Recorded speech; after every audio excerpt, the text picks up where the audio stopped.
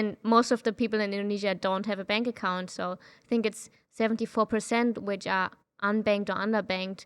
And even if they have a bank account, for example, in Bali, if they travel to a different island, they cannot withdraw any money. Yeah. So what is this? I mean, even in their own country, they cannot travel and take their money with them.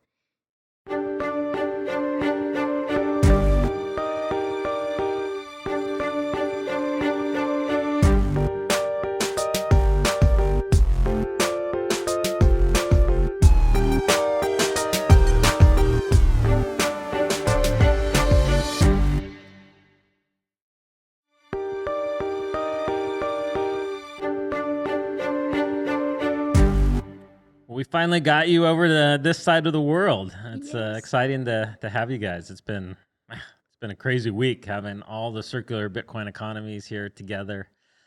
So why don't you guys just introduce yourselves first to the listeners and the people watching, so they know, and then we'll talk a little bit about what brought you guys to Bali and to start the Bitcoin house in Bali, and then kind of going from there. I know you guys have projects all throughout Indonesia, but give us a little bit about yourselves. Yeah, thank you. Thank you so much for having us. This is like a little pinch me moment. I feel so honored to be in this amazing studio here in Zonte with you. It's been amazing here. So first of all, thank you. Thank you so much for having us. Hey, it's our privilege to have you guys. I know you traveled far to be here, so. So yeah, a little bit about me. I'm Diana, originally from Germany. Currently I live in Bali, one of the islands of Indonesia. And I've been there now for 3 years together with Marius. And we're doing our best to make Bali a Bitcoin island again. We can talk. Did you guys meet in Bali, or you met in Germany and went to Bali together? We met in school a long time ago. Okay. When we were 15. So Really? Yeah. Okay. So you guys are like childhood sweethearts. Yes. Yeah. Okay. That's Yes. super cool. Yeah. Yeah, it was still after the Bitcoin invention. Would be dope if we would met even before. But yeah, it's after Bitcoin. Yeah, now like how many years? Many. 14? 14. 14 Okay, years. wow. Yes. Yeah. So my name is Marius, also from Germany.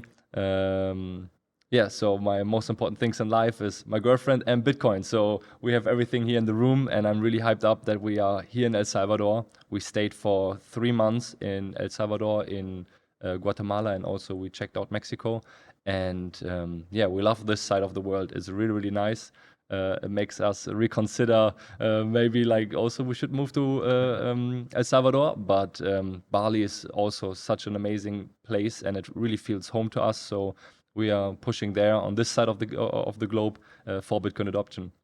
Yeah, I haven't been in Bali since 2000, but it was actually where my wife and I went on our honeymoon to Bali, and we spent like a month there. Wow. And so yeah, we spent a good time. There was like a small island, Nusa Limbangan, that's off of Bali. Yes, It has good yes. surf there. So we spent like half of our time there. And I've heard that when we were there was like nothing there. But I've heard now it's all built up. And Yeah. I'm sure Bali's very different than when I was there last. How does it compare for you guys to El Salvador? Like, do you see similarities between Bali and where you guys are? I mean, Bali and El Salvador, just as far as Bitcoin adoption and the development, or what, the way that the people are. I'm sure they're both very different from Germany, so I'm just kind of Yes. curious as to Yes. how you would compare the three places. So I would say the weather is definitely very similar here in El Salvador and in Indonesia or Bali. Yeah, no German winters. No snow. We both have the nice beaches. Surfing is a very big thing also in Bali. And I would say, I mean, you cannot compare the cultures. It's Yeah. very, very different. It's an Asian culture, especially Bali is a Hinduistic island, so it's you cannot compare. But both places are very special, I would say, and there's a lot of change happening in both places, Yeah. which is exciting to see. Yes. And so you guys have been there for 3 years? Yes. in Yes. Bali? Okay. Yes. And No, what brought you guys to Bali? It was like 2019. We wanted to do holidays, also together with my mother and like my I think was it you or my mother, they came up with the idea, oh, we should go to Greece in Europe. And then at some point Diana said, hold on, we could just like pay a little bit more and go to Bali. We've never been there, and it looks so beautiful, and it's even cheaper living there than being in Greece. So maybe we should try it out. And then we said, okay, let's go to Bali. And we were like arriving at the airport, and we were blown away. Like we completely fell in love with this island, with the culture, with the food, beaches, and how it is on a small island, right? So it's really, really, really nice. And yeah, then we came back to Germany. Hey guys, just a brief interruption. We'll get back to the exciting show here, but I just want to really ask a favor that you guys could make sure that you're subscribed if you're watching this on YouTube. If you are listening to this on a podcast, please take a second and review this. You know, you don't even have to write a lengthy review or anything at all. Just click the number of stars that you want to give us. It really helps us in the algorithms to make sure people are finding out about what's happening here. All right, back to the show. And we were just like, damn it, we want to be in Bali. We cannot be anymore here in Germany in the winter. It doesn't make sense. And then fast forward a few years, we made the decision to see if there's like a different way of living on Earth, right? Because we know the typical way in Germany, how we live. We save up our money, we work really hard, and we continue doing this for years and years and years. And there's also a very clear path in life. Yeah. Like everybody already knows what you will do, right? Like things very, very regimented, very on schedule. Yeah. Yes, and it works really good for the system, right? And if you have a solid money, then this is also completely fine because you are very productive, so you can achieve a lot of things and you can also have a lot of money. But in the fiat world, it just scrambles or tumbles apart. And yes, we said, okay, this is one way of living, and this worked maybe in the past, but maybe there's like a different way, different culture, maybe more focus on yourself and living in the moment, not only saving for the future and say, okay, when I'm old, then I can relax, but why not taking the life as it comes, right? You don't need to plan everything. And we had a tough time in the beginning to not plan every single day and every single second. Yes, because it's almost like it's in our DNA, but actually it's not in our DNA. It's just like the system telling you to work like a Swiss clock. And once we adopted to Bali, we were like, wow, it's so beautiful. And so we did a world trip to find out how we could live in a different way. And then the second stop was Bali, just because we wanted to verify, don't trust only your feelings, verify that it's really so a beautiful place and you really feel home there. And we did. We thought of just being 30 days there. We tried, and then we liked it so much, so we just left Bali on the very last day where they allowed us to be there, which was like the 60th day. And then we continued our trip. And in all the other countries on our world trip, we were like, oh, this is so beautiful, such an amazing country, but it doesn't feel home. Yeah. So, and then after like a half of a year or something, we then said, okay, we were not here to travel the world and just see all the places in the world. It's more about like we wanted to feel a place where we are home. And then we said, okay, instead of now going to Australia, we just go back to Bali and see how it goes from there. And now we are there 3 years and no plan on going somewhere else. Yeah. So how did Bitcoin come into all of this, and then where did the idea come to start the circular Bitcoin economy project there in Bali? I think the first contact with Bitcoin I had was around 2017 when Marius told me about this new thing where we should put some money in. But back then I didn't really understand it at all. And then during COVID, where you had a lot of time to think about everything and to think about the world we're living in, we felt both very, very deep down the rabbit hole, yeah. And we realized that the work we are doing at the moment is completely useless. We should spend our time on something more useful and something more important. And we noticed that we really want to do something in Bitcoin, but we had no idea where our place is. And this was also one of the reasons why we started traveling, because we wanted to see Bitcoin places around the world. We wanted to see how people actually use Bitcoin. And we learned a lot when we talked to people that had no bank account, that were struggling a lot and struggling in ways we could not have imagined. And we've been to Boracay in the Philippines, where people really used Bitcoin on a day-to-day basis. And then we said, we want this also in Bali, but there's the ban. So we started thinking about how can we change the system in Indonesia that people can actually use Bitcoin as a form of payment. So maybe before we go any further, let's talk a little bit about the ban, because I remember when Bali was the Bitcoin hub, like they were actually making more progress with Bitcoin use in Bali than probably almost anywhere at a time. So tell people a little bit about the ban and how that impacted kind of that early start of Bitcoin adoption. Yeah, so Bali is a place where people from all over the world come together. It's a very open-minded place, very diverse and very innovative. And since all these people came together, they decided that Bitcoin is the money that they should use. So there was no agenda or no real... And this was like in 2014. 14, okay. Yeah.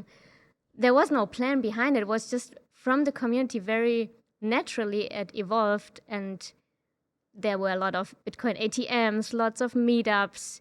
You could buy Bitcoin at like 7-Elevens on-chain back then. Uh-huh. And you could buy your villa in Bitcoin. And there was this kind of circular economy, but it was not known as a circular economy. It was just the people that decided that Bitcoin is the money that they want to use. And then 2018, 2019, the central bank decided that this is not the direction they want to go. And they made it illegal to use Bitcoin as a form of payment. But they also decided that all other currencies besides the Indonesian rupiah, so besides their own money, is illegal. So you cannot use the euro, you cannot use the US dollar for any transaction that you do in Indonesia. And they teamed up with the national police, took the guns, and they went from shop to shop, which had the little "We accept Bitcoin here" sign, and they shut them down. Wow. And it's so sad to see. Yeah, they had an early start on the rest of the world, and they've like wasted it. Yeah, imagine where they could have been now if they would not have shut it down. Yes. Wow. Yeah. So you guys are trying to start a Bitcoin hub, a circular Bitcoin economy in the midst of this place where you can't legally sell things in Bitcoin. And I think you guys have kind of found a workaround for this. So I don't know if you want to talk about that yet, or if you have some other groundwork you want to lay, but sorry, I'll let you keep going. Just to continue the story, how we ended up in Bali. So while we were traveling, we already knew somehow that we want to make Bali this Bitcoin island again. And we thought, okay, we just need to educate the government about it. And then if they have the right information, very easily they will change the law, right? They just miss some important information. So we started to write a book to the government, and we sent it to everyone we could find online, all the addresses that we found, to all the islands, all the governors, to the president, to the central bankers, to educate them about Bitcoin. And unfortunately, this approach did not work. We got some responses, but they were not very positive. So we basically moved to Bali to educate the people instead. I love it. Yeah. So when did you guys land in Bali, like with plans of moving there? When was that? 2020. 21 or 22. 22? Yeah, Yes. that, Yes. Yeah. Yeah. So it was like never that we now really decide, okay, we stay here forever. It was always like we just go with the flow, and then, okay, maybe we stay here 1 year, or let's see. And actually, my mother was the only person that always knew from the very beginning when we left Germany. She told us, "You will never come back." And I said, "Mom, just give us a try, right? Maybe we come back." She said, "No, you will never come back. I already know it." And she knew it from the very beginning. So yeah, we went to Bali, and now we are there since 3 years, and it is just perfect there. And we are not the only Bitcoiners there, right? When we arrived, then there's Dea. She organized the Bitcoin conference. We helped her in organizing the conference. There are so many Bitcoiners there that were there on the island before, and we just joined and said, okay, how can we build this, bring this back as a community? Yeah. But also one thing which is maybe a really important learning for all the circular economies and all the countries in the world. What we can learn from Bali is those guys just naturally built a Bitcoin circular economy in the very early days, and it was very natural, and it grew, and it served the people, right? Bitcoin just helped everyone on this island, and then a single entity just decided, you guys stop this now, and they have the monopoly on power, so that's why they can make you stop. And I think we should always be very careful of thinking about, even though we are in a country, also now in El Salvador or in many other countries, and it looks very nice with Bitcoin adoption right now, it could always change. So we should not take this for granted, that it is how it is right now, and we should always be humble, continue, and push for the good things. And if it will happen in a country that they ban it, even though it was before completely legal, then we just need to be stronger and better and smarter and find a way, not pushing against the government, but finding ways together with the government, right? This is what we should do. And I think we're on a very good way in Bali, and hopefully this thing helps also for other countries that face similar problems, and we open source everything and hop on a call and just share everything with you guys, that you can also bring back Bitcoin in your country. So, want to dive into that and what you guys have done, kind of the workaround that you found, but just to kind of set the stage. So you guys you're working remotely in Bali, correct? Like that's how you guys are supporting yourselves, that you have remote work that you... We live from our savings. Okay, you live from your savings. Okay. I thought when we had our call that you guys were doing some remote work, but maybe that was some of the other people on the team. Yeah, maybe. Okay. Yes. So, as industrious Germans, you saved up, and yes, and probably in Bitcoin, so that has served you well, hopefully. So you're living from your savings there, and then you guys started this project. So, tell us how you decided you were going to work within the system, but still kind of promote Bitcoin usage in Bali. Yeah, so as Mars mentioned, we co-organized the conference, and it was an amazing event. So much fun, great people, lots of learnings. Was that an in-person conference? Yeah, it was the first in-person conference in Indonesia, and everybody loved it. And it was in Bali? It was in Bali, yeah. Where in Bali was it? In Sanur. And where? In Sanur. Trying to picture where that is. It's on the west coast. Okay. Sorry, east coast. Yes. East coast. And this was now 2 years ago, right? 2 years, Okay. 2 years ago. 2023 in September or something like this? Yeah. Yes. And it was Marius, Dimas, our Indonesian friend, Kipleb, and me. We were part of the conference team, and we became friends during that time. And after the conference, we were like, okay, what's now? Like, how can we drive adoption in the country? How can we make it accessible for the people? Because on conferences, usually people come together that already know about Bitcoin and that come from abroad, and it's not very helping local adoption.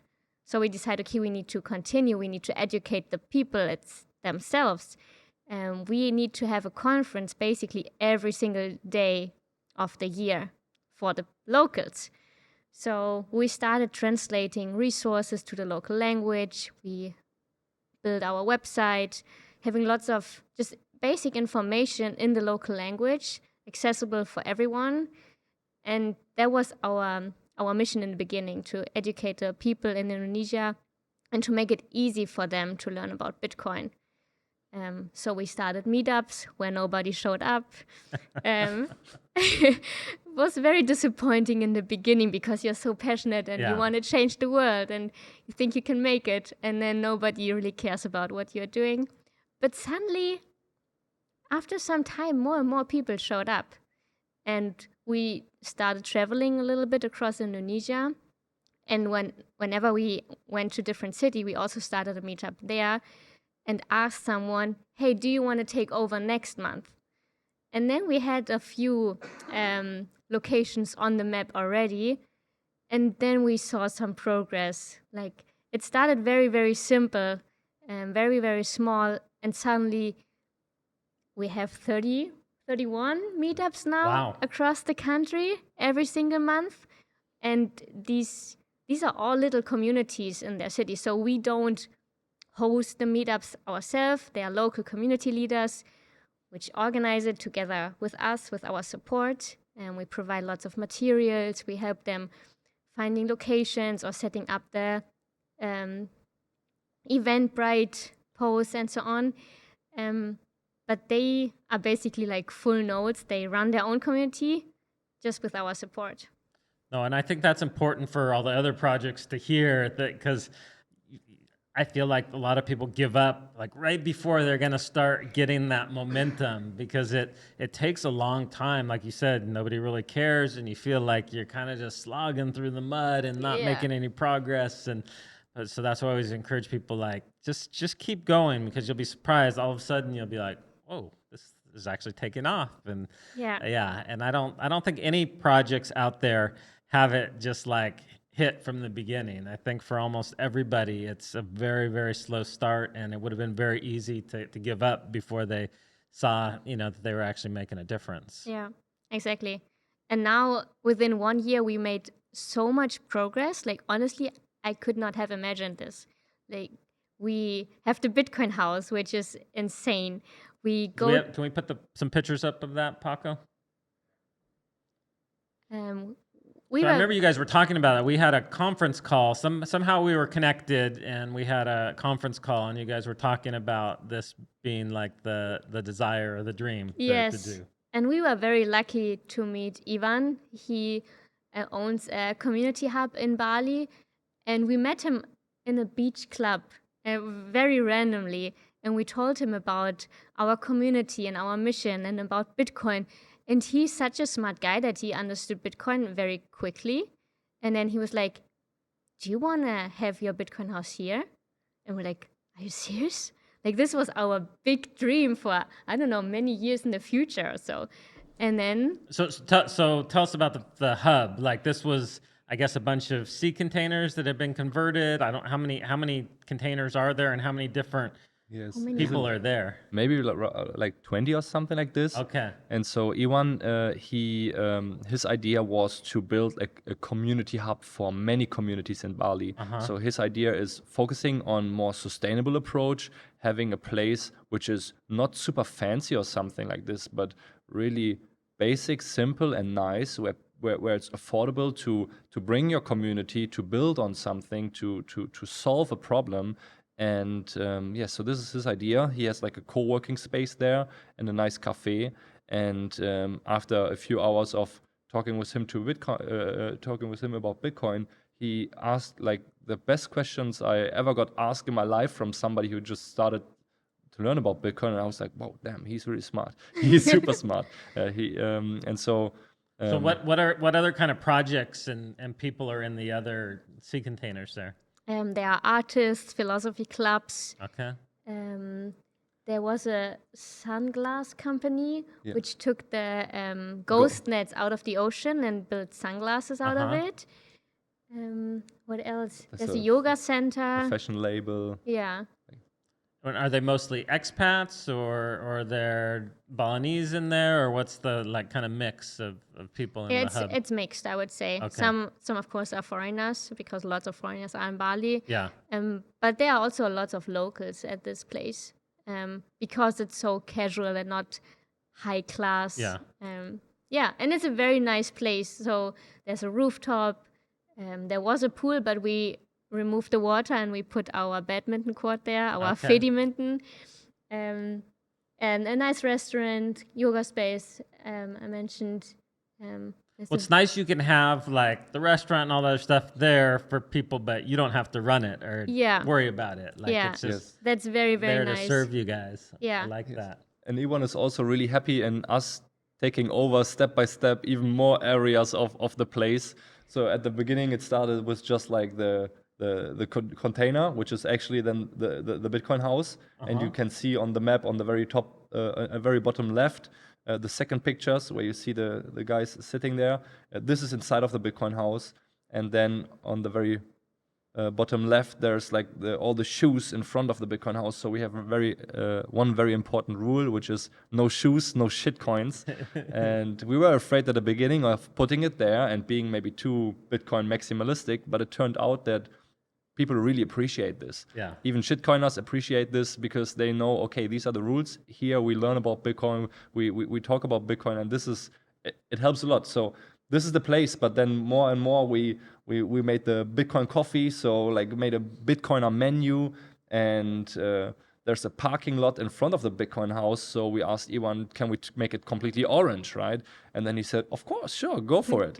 And then we put like a Bitcoiners only parking there, and suddenly exactly this one, we put this there, and we thought that we just have like one parking lot for the scooters, because in Bali everyone just drives a scooter. Yeah.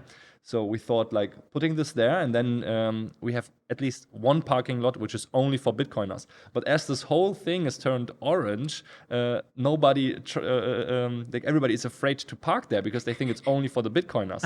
So we have always the place completely free for the Bitcoin community, and suddenly people come to us and they say, I cannot find the parking lot here. Can I learn about Bitcoin, right? And then I can park also with you guys. And so it even helped us that more people want to learn about Bitcoin so they can get a parking spot. And yes, we built the Fedimint court, which is badminton, but we turn it into Fedimint because we use Fedimint or Fedi, the app in Bali, as our workaround for the difficult law, so that we can still use Bitcoin to get goods. Yes, and like it feels really nice because Iwan always is like very welcoming if we say, oh, we want to put a big Bitcoin flag somewhere, a big Bitcoin sign or whatever. Like he's always like really happy to support Bitcoin, and learned about this. His family, his kid starts saving in Bitcoin. His wife also learned about Bitcoin. And like it's just fantastic. In all of those other communities, we help each other. And what we also learned is just not focus on being around Bitcoiners, but then go into those other communities, connect with them, and show them that Bitcoin is actually the solution they are looking for their project, to grow their project. Yeah. Like a community garden, and then if they can accept Bitcoin, they can just use the proceeds of this to support their mission in having like a solid community garden, growing plants, and having like a nice space, and can compete against like the rising prices of land and villas. And so it's really nice to see that actually Bitcoin is the solution for every community which is there. No, that's I love that, and I love how kind of organically it's kind of grown up, starting from this kind of small idea, and you guys are expanding. And I think you guys did. I don't know if you've continued to do it, but I know you had kind of a fundraiser early on. If people wanted to donate, then you guys would put like their name or the name of their company up on the, I think using magnets maybe or something on the wall, yes, like there in the container. Yeah, we have a supporters wall, so Okay. everybody who send us some sets via Geyser gets a little wood sign with the name and the amount of sets they send to us. And then, unfortunately, we don't have a photo here, but maybe we can send it later on.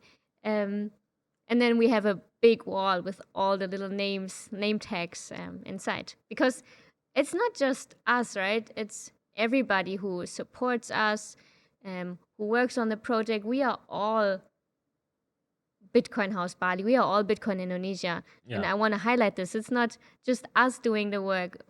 We could not do this without the support from the community.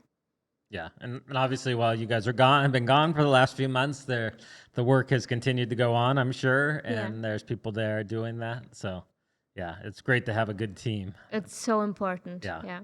No, the stuff we've been able to do here in El Zonte, Bitcoin Beach is like, I mean, never would have happened if it was dependent on me. And, you know, even now you guys saw as we did this Circular Bitcoin Economy conference this last week, you know, I hardly had anything to do with it. Like the team, you know, they came up with the agenda, they came up with the schedule, they put it all together.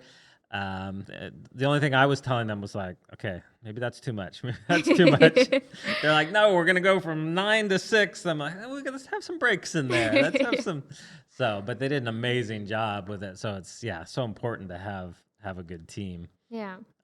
So where do you guys see this going longer term, and how have you guys been able to support this? Has it just been through Geyser, or have you guys been able to get any other like support for this project? And then obviously we want listeners and people that are watching this to be able to get involved and to support you guys. And so yeah, talk a little bit about how this is funded. Yeah. So in the beginning, it was really our private money that we spent on building all of this and getting it started because we were so passionate about it and we really wanted to do it. Yeah. And then thankfully, we created the Geyser Fund, and so many people supported us, which was very, very important because we were also very close to shutting it down again, because we were running out of money.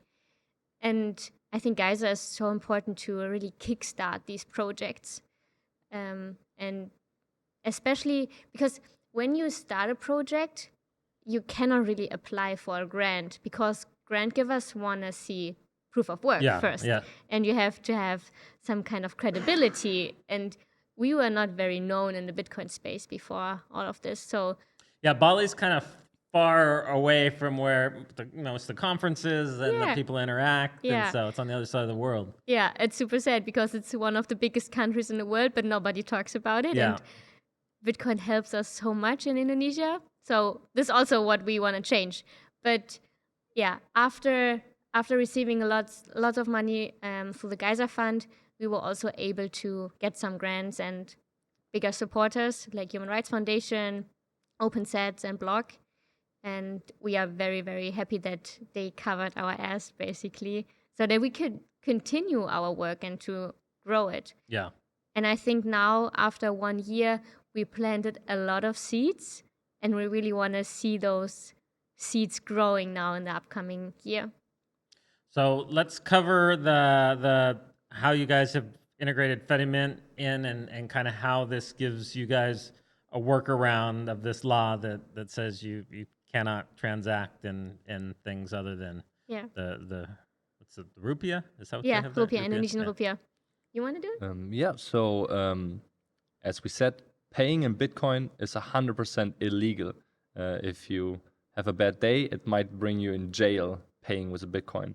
So that's the problem that we have, and this goes for all other currencies beside the Indonesian rupiah. So we try to find a way, talk to lawyers, and just get creative to make it happen. And so what we came up with is that Starbucks, they have their points inside of the app, the Starbucks points. And whenever you buy at Starbucks, you collect some points, or if you have $10, you can buy a gift card from Starbucks, and then you can top up your wallet, and you have those Starbucks points inside. And what you can do with this is you can go all over the world to Starbucks and just pay with your Starbucks points. But they are not legal tender or any currency. Yeah. They are just points. And so the idea was, if we could say that bitcoins or satoshis are our points, then we basically have the same thing as Starbucks and many other merchants. And when different merchants join the community, the closed loop system, this is how we need to call it, closed loop system, because it's only allowed for community members and for merchants that say they are part of it. So if we all use the sets as our points, then this is not Bitcoin, right? These are just community points. Yeah. Yes. You're trading value for value. You're not selling things. Exactly. Yeah. Yes. And so then it becomes just very clear. We have community points. We have a closed loop system, and the merchant and the customer, they both use the Fedi app. And as we are all operating in the Fedi app and we are all using just IOUs, it's not really Bitcoin, right? If somebody from the government listens, it's not Bitcoin, right? It's just community points. And if you look at the experience... That's because of the way the e-cash system works within Fedimint. Yes, exactly. Obviously, yes. You always have the right to go back to Bitcoin, but it has that, yeah. Exactly, yes. And so it is very, very easy to use it. And also Fedi is connected to Lightning. Fedi is also connected to on-chain. So it works very, very well. It's exactly the same experience as anywhere else in the world, but it's just a nice way agree together with the government that this is completely fine in the country. This is a closed loop system. This is not a solution that was invented to get rid of the fiat system, right? This is something else. These are just community points, and so we are using this. Nothing to see here. Nothing to see there. Exactly. So it works very, very well, and it has a great user experience. Fedi is also amazing because now suddenly you have a chat. So the community has a chat function within Fedi. We can place mods in Fedi, so we have like a swap feature. You can do the on-ramp and off-ramp of Bitcoin. You can put it in the app. You can make like a schedule or whatever you want. You can put this in this app like as a community super app. So we are really happy that Fedi exists, that they built this. And without Fedi, there would be no circular economy in Bali. And so it's a great solution. So what is kind of the long-term goal for you guys? You think like 10 years from now, you'll be living in Bali? Have you thought that far? Or is this like, hey, we want to help start this up, and then when it gets momentum, we'll like pull back and let it kind of take on a life of its own? Or what are you guys thinking at this point?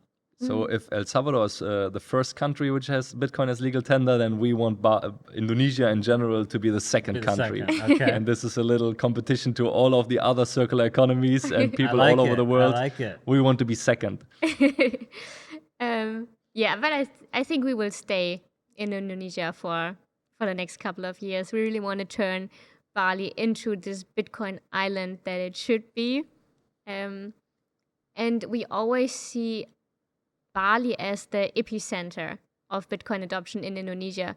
So we have the Bitcoin house. We try out a lot of different things there. We really started everything there. And we also started this closed loop system there. But we want to empower also the other communities, right? So we have all these different communities on the map already. And these are communities you guys have helped start meetups in and that have ongoing community. Exactly. And if our approach works in Bali, they can just replicate it in their community. And this would be very, very easy for them to do. And it's super fun to see now that some of the community leaders in other places are really starting to build something on their own. So there's one community leader in Bogor. He has also a basketball team. And he now turned this basketball team into a Bitcoin basketball team. So the kids are learning about Bitcoin. They have Bitcoin on their jerseys. It's so much fun to see those little kids in these Bitcoin jerseys playing around and screaming Bitcoin because they get so excited. There's one community leader in Banjuwangi, I hope I pronounced correctly, and he wants to start his own Bitcoin house. So we really see us like as the leader somehow, or the beginning, but it's not just us. We really want to empower all these other communities to do their own thing and to just be a little bit inspired by us, and we support them, and let's see where this goes. So you had mentioned earlier that you know the goal would be to have Indonesia be the second country. Have you seen any green shoots as far as government officials coming around? I feel like there was a rumor circulating a couple years ago that somebody was supposedly going to be the next president of Indonesia, or potentially be the next president, was going to speak at the Bitcoin conference or some. I'm just vaguely remembering. So have you guys seen any progress towards them changing their stance on Bitcoin? Yes, so like there were a lot of good news. So this was Ridwan Kamil, and there were chances that he becomes maybe the next president. He was very pro Bitcoin. He wanted to make Bitcoin mining really big in Indonesia, and there are many other things. So we a lot of times meet with politicians and try to educate. Even Dimas from our team, he met with the last president of Indonesia. So Joko Widodo, and Joko Widodo said many positive things about Bitcoin. He told the youth to learn about Bitcoin. So even though there is this payment ban of Bitcoin, which is mainly because of the central bank, this doesn't mean that a lot of politicians are very positive about Bitcoin and are in contact with Bitcoin communities and want also to do something.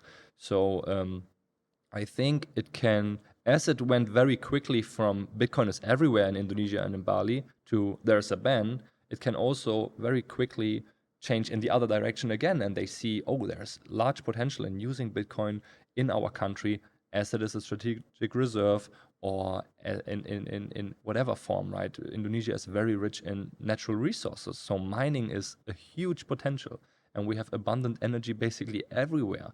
But the same as in Germany, where the government takes care of the national grid and pays everyone, no matter if they need the electricity Yeah. or not, it makes the market completely inefficient.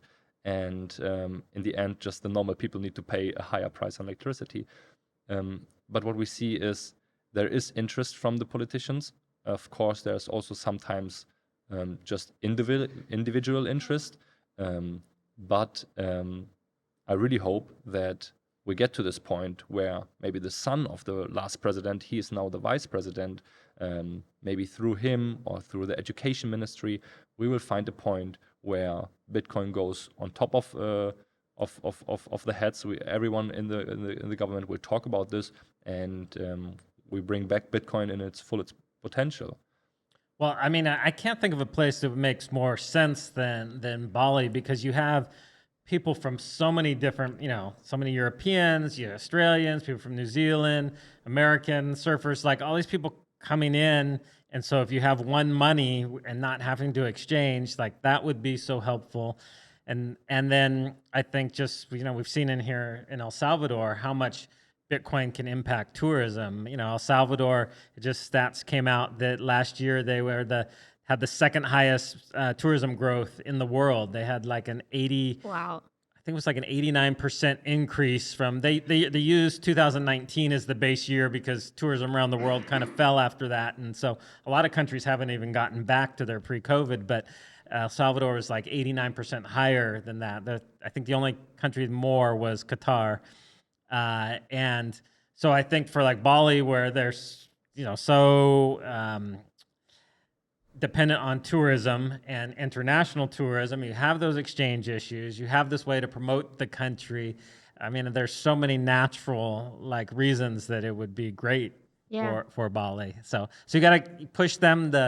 Probably on that side of the world, maybe they're not even like hearing about what's happening in El Salvador. But I think just if you can get in front of people that are involved in tourism there with the government, just for them to see like, hey, El Salvador made this one little change and it had this huge influx of businesses and tourists and people coming in to buy properties here and invest, and it's really transformed. And I think that same thing could definitely happen in Bali.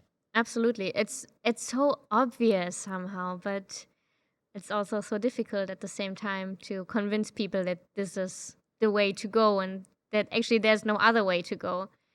And it's not only about tourism or making Bali more attractive.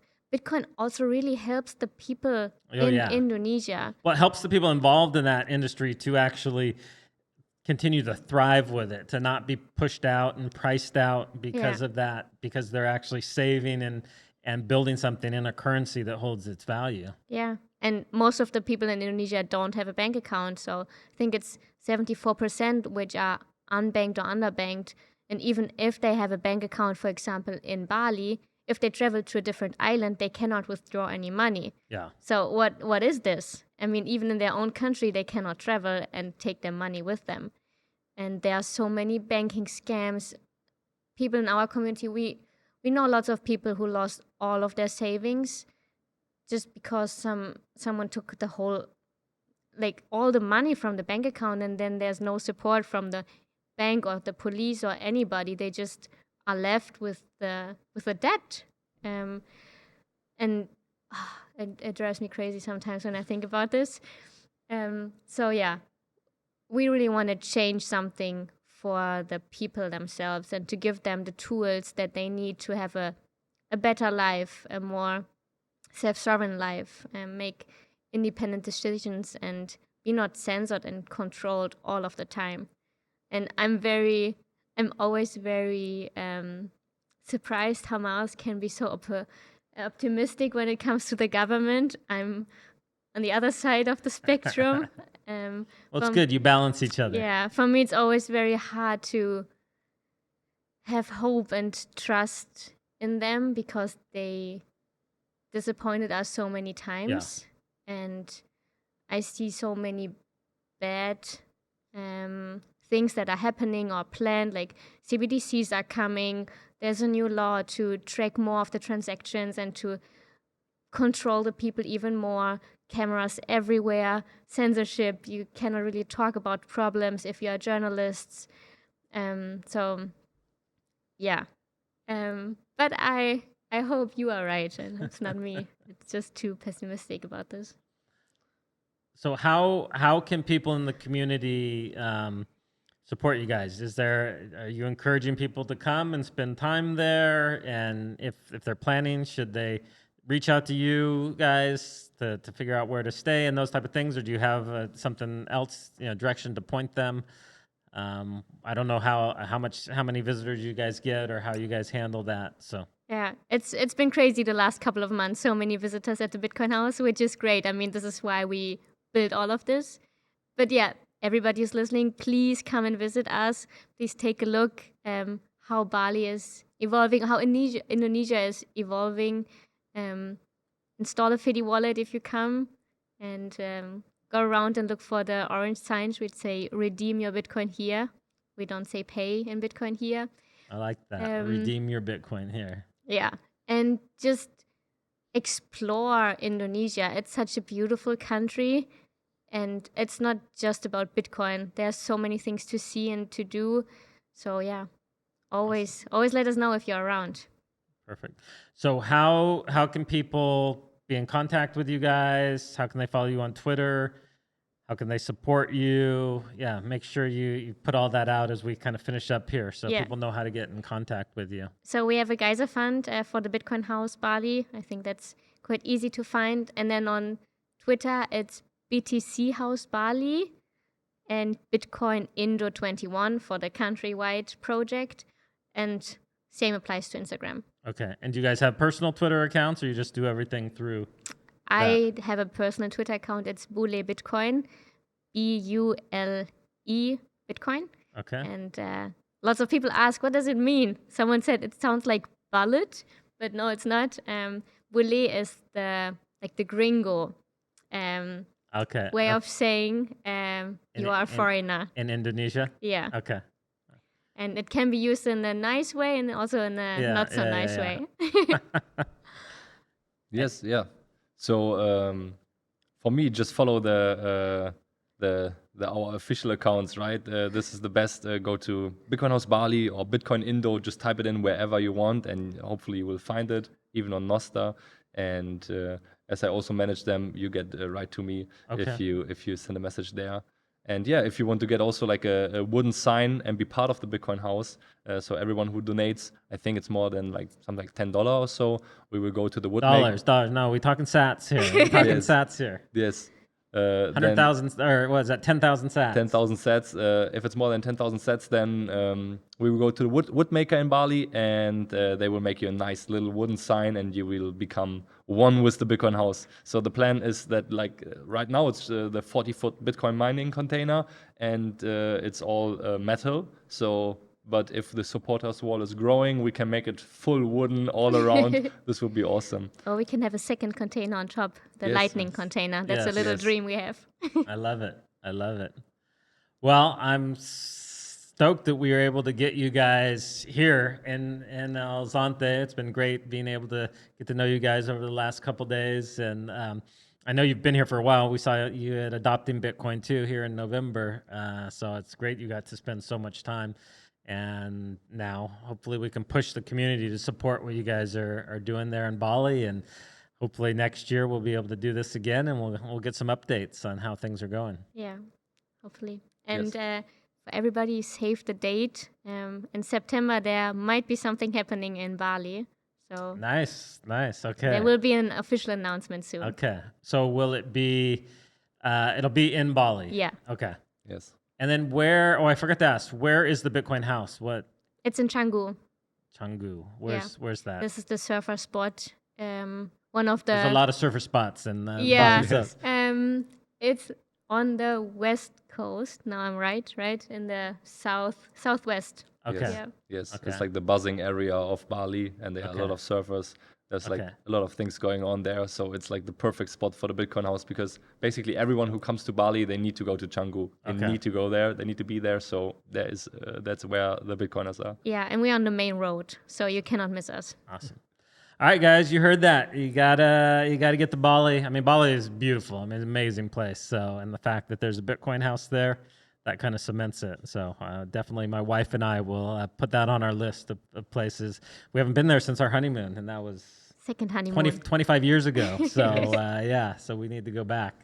I love it. Amazing. All right. Well, thank you guys. Thank Thank you for you. having us.